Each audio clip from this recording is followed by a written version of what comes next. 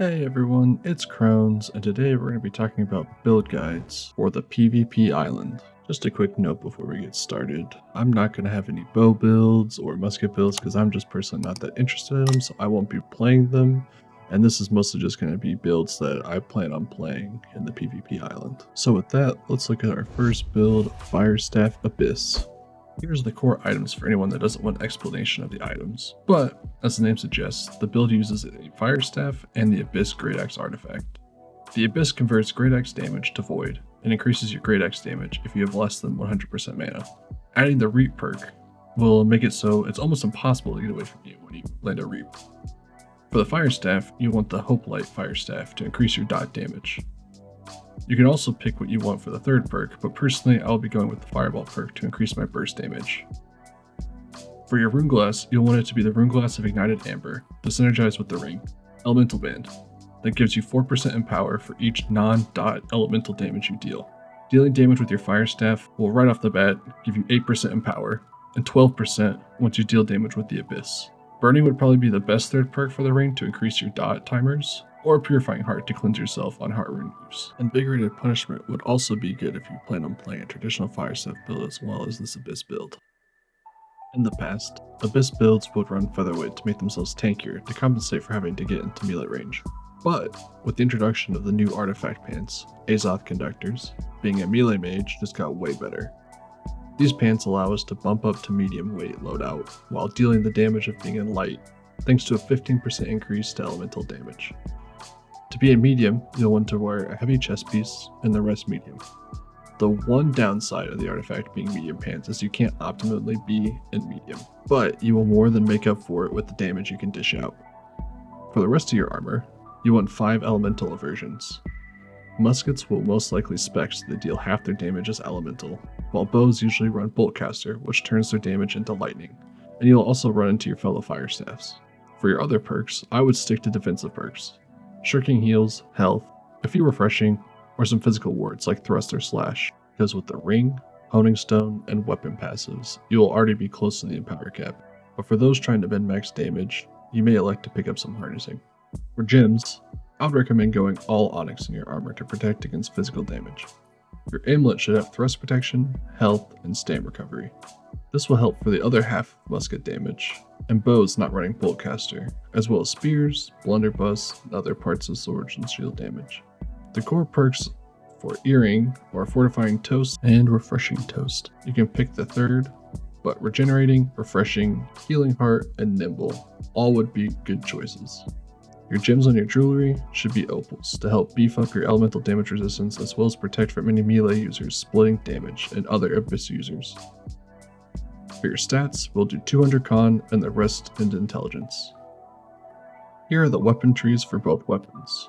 For Fire Staff, we are trying to maximize passive and power and prevent ourselves from getting mana back too quickly, so our Abyss can deal as much damage as possible. For Great Axe, you can switch Maelstrom for Execute. That way you can have a little bit more single target damage, but I prefer the former for more consistent damage while also providing some defensive counter to range and CC. Also, execute tracking can be a little buggy, so be careful when you're trying to use it.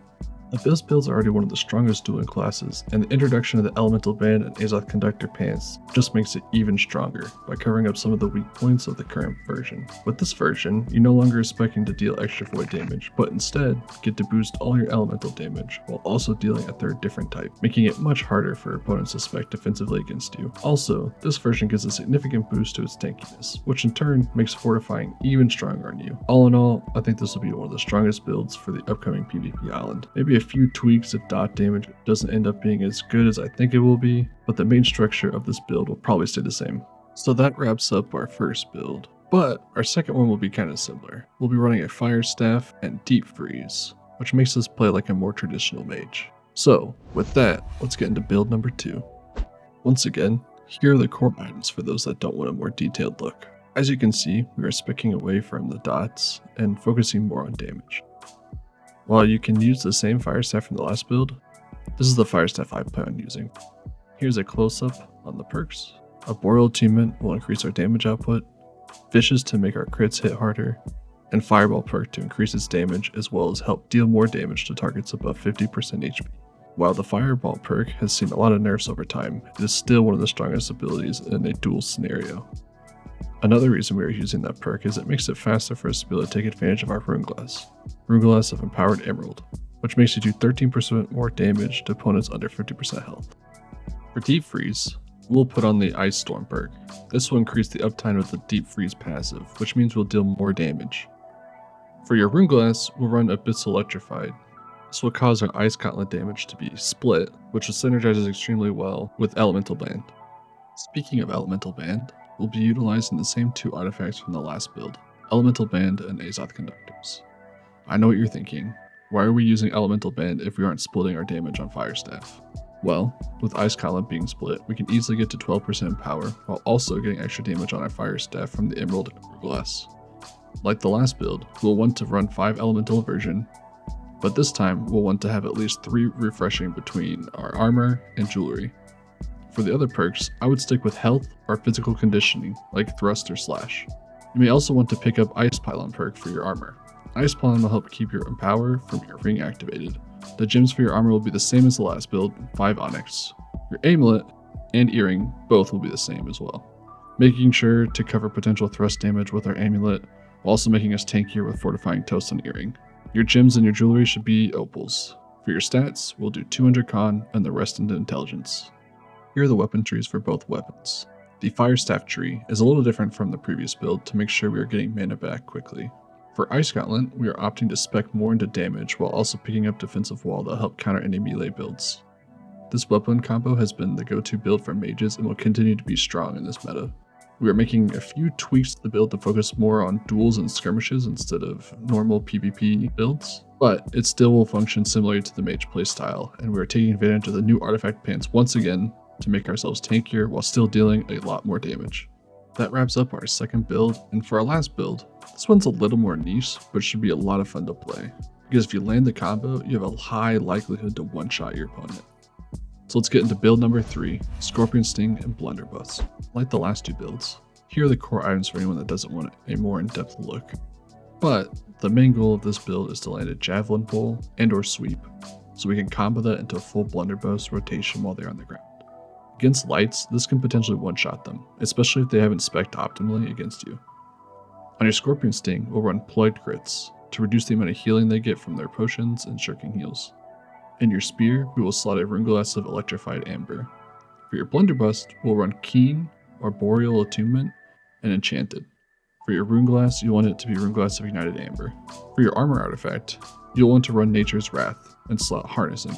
For the rest of your armor, you'll want Enchanted Ward or Elemental Version and Harnessing on every piece of armor. In addition to this perks, we'll also want Bleeding Sweep, Plague Splitting Grenades, and 2 Refreshing. With this build, there really isn't much wiggle room on perks because we have to spec heavily into as much damage as possible, while picking up some cooldown reduction and key weapon perks. All your gems in your armor should be Rune Glass of Arboreal Onyx. Your Amulet will be the same as the other builds, Thrust Protection, Health, and Stamina Recovery. Your Ring will be Nature Damage and Vig Punishment and Hardy. On your Earring, you want to take Endless Thirst if you want your potions to be stronger, but I personally will opt for Healing Heart, Refreshing, and Regenerating. Your gems and your jewelry should be opals to pick up some more elemental protection. Here are the weapon trees for the build. We're putting a lot into the combo, but that doesn't mean you have to hit it to be deadly. Use your net shot to slow targets and close the distance on them. You should really only use Skewer and Javelin to catch targets trying to get away from you, unless they don't see you. Because if you're the one starting the engagement, you can easily open up with a Javelin throw. Your combo on down targets should be BB Shot, Azoth Shrapnel Blast, and then BB Shot. That should be close enough to kill, but if they're alive, then use your Spear to harass and catch up to the enemy so you can shoot them with your Blunderbuss. Or set up the combo again.